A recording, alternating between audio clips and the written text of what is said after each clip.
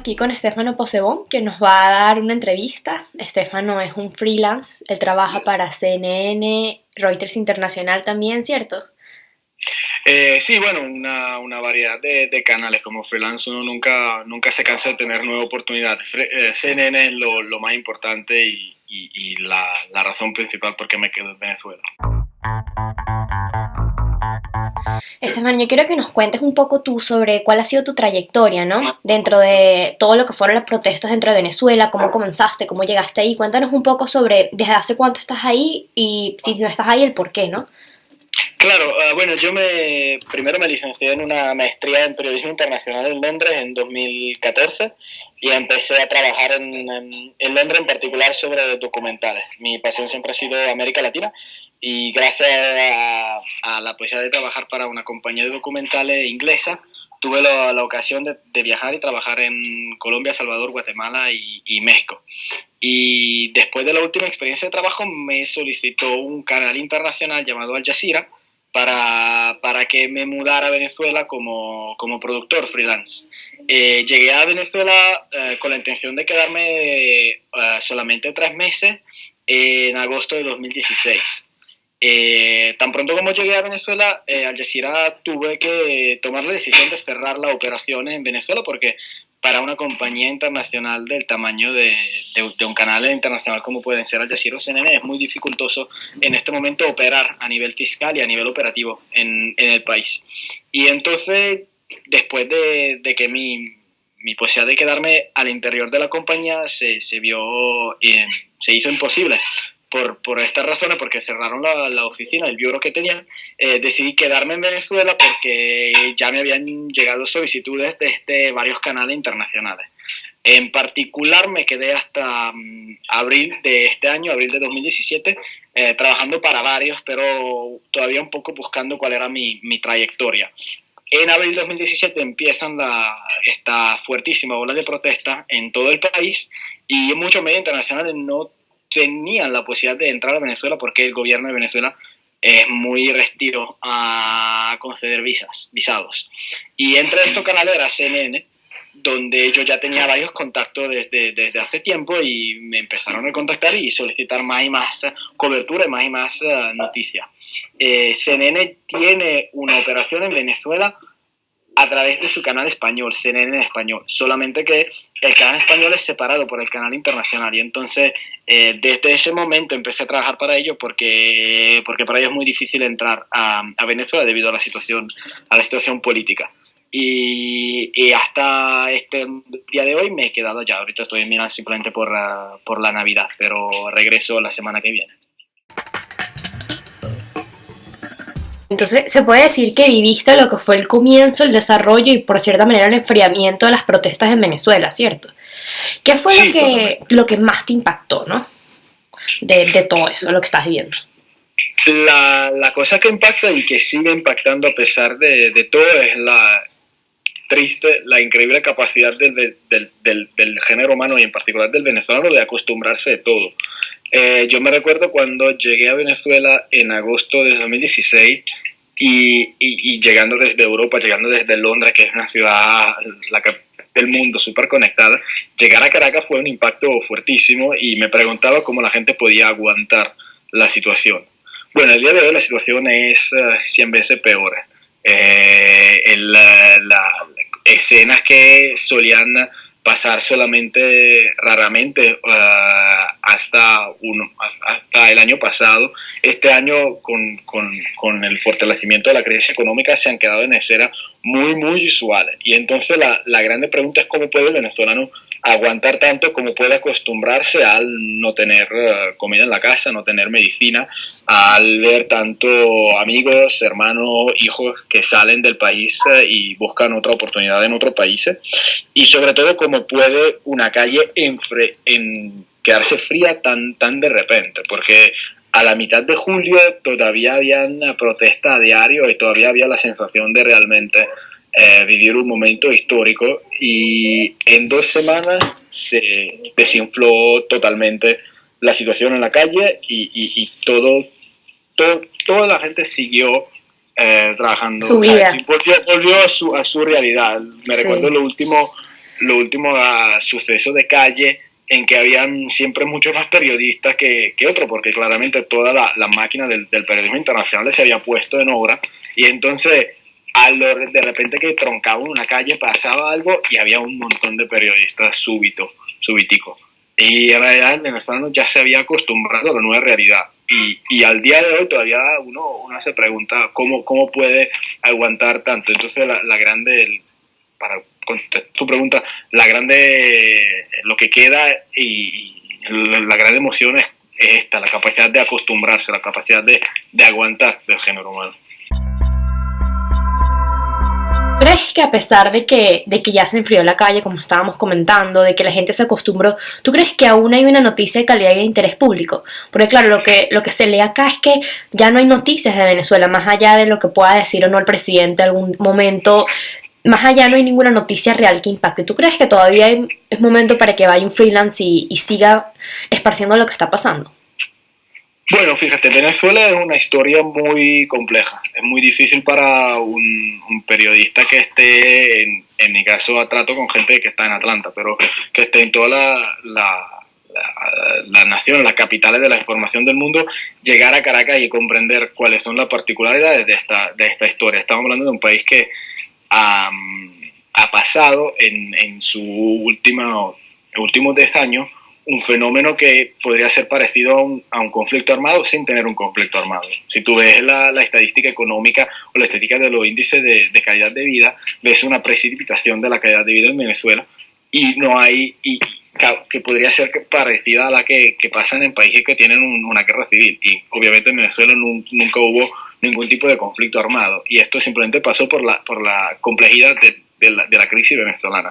Entonces, puede ser que ahorita es el momento para el freelance llegar e invertir tiempo y recursos para comprender y manejar la crisis, para que en el momento que vuelve realmente a volver el interés internacional, que claramente en este momento no es tan fuerte como lo fue al empezar de este verano, el freelance pueda realmente poner en obra su conocimiento y cobrar, esencialmente. Yo creo que todavía haya sentido, Venezuela sigue siendo para el extranjero, sigue siendo un país todavía bastante económico y el interés sigue siendo muy fuerte el interés. Yo sigo solicitando a mi jefe de trabajo, a los canales, los varios clientes que manejo, sí, sigo solicitando la posibilidad de mudarme a Bogotá, que es un país con Colombia, una calidad de vida increíble, y siempre me dicen que no, siempre me dicen no, que el interés sigue siendo en Venezuela. En este momento la gente en Venezuela todavía está un poco en la calle por protesta por la falta de pernil, la escasez de comida en relación con la Navidad. Y entonces yo digo que todavía hace sentido para un freelance estar allá, por lo menos hasta el próximo ciclo electoral que va a ser este año. ¿Qué crees tú que se enfrió primero, la calle o la noticia de Venezuela? Porque yo siento que en algún momento se dejó de hacer viral la noticia de Venezuela porque ya era más de lo mismo, ¿no? ¿Qué crees que para ti que pasó primero? La calle seguramente, porque hubo varias semanas en que los clientes de afuera seguían preguntando, seguían solicitando noticias y más de una vez tuve que, hablando con mi editor en Atlanta o en otro país, realmente decir, mira que no está pasando nada, la situación es muy calmadita.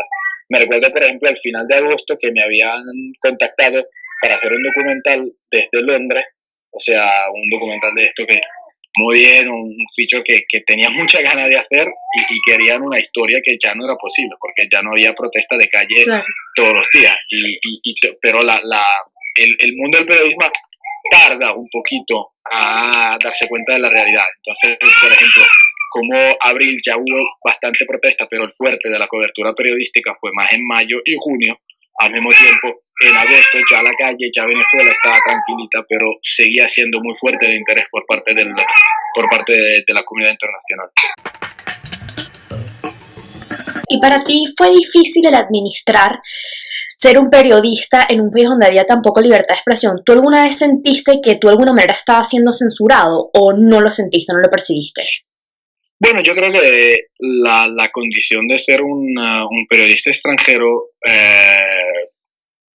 crea varios estratos de protección. Y en particular la condición de siempre tener fuertemente en tu cabeza bien claro que no es tu historia, tú eres allí, eres un cronista y hay siempre un avión para salir de allí en cualquier situación. Mis colegas que son venezolanos y en particular los camarógrafos con que trabajo día a día o colegas, por ejemplo, de CNN español, claramente tienen una percepción totalmente diferente. Yo creo que para el periodista extranjero no se puede hablar tanto de censura, porque, por ejemplo, si yo estoy al aire en CNN, como puedo estar al aire en el canal italiano para que trabajo, RAI, o para France 24 o varios canales, el gobierno venezolano no va a cortarme del aire, como pasa en cambio en varios canales locales, varios canales domésticos. Lo que impacta para el periodista extranjero es la fuertísima crisis económica y el hecho de vivir contradicciones a diaria en lo que es el día a día de vivir a Caracas. Esto ha sido más difícil que procesar y sigue siendo el aspecto más dificultoso de vivir a Venezuela. ¿Qué recomendación le darías a un periodista que quisiera vivir ahorita y quisiera ir a cubrir la noticia en Venezuela? ¿Cuál sería tu recomendación? ¿Lo haría, no lo haría? ¿Qué recomendaría? La recomendación es contactar a las personas que están ya en Venezuela. Hay un grupo muy cercano, muy reducido de periodistas extranjeros, pero que no hacemos trabajo de equipo muy bueno y nos cuidamos el uno con el otro. Entonces, yo llegué a Venezuela porque un canal me había solicitado y porque ya tenía un lugar donde ir, ya conocía un poco a la gente. Entonces, tratar de hablar con más de un periodista extranjero que está allá, escuchar varias opiniones, 4 o 5 personas, y tener ya una red de contacto. Y al mismo tiempo no desanimarse si después de 2 meses todavía no has vendido tu primer artículo o tu primera nota, porque realmente es una inversión que se hace en el largo plazo. Yo llegué a Venezuela en agosto del año, en agosto, a 2 semanas de que estaba en el país, la oficina donde trabajaba había cerrado. No sabía qué hacer y me quedé y realmente vendí mi primera nota en octubre. Entonces fue todo un proceso bastante lento. Bueno, a la edad que tenemos, o sea, al salir de la carrera, querer tener hambre para la noticia, tener hambre para publicar, pero al mismo tiempo Venezuela no es un país donde es muy fácil trabajar.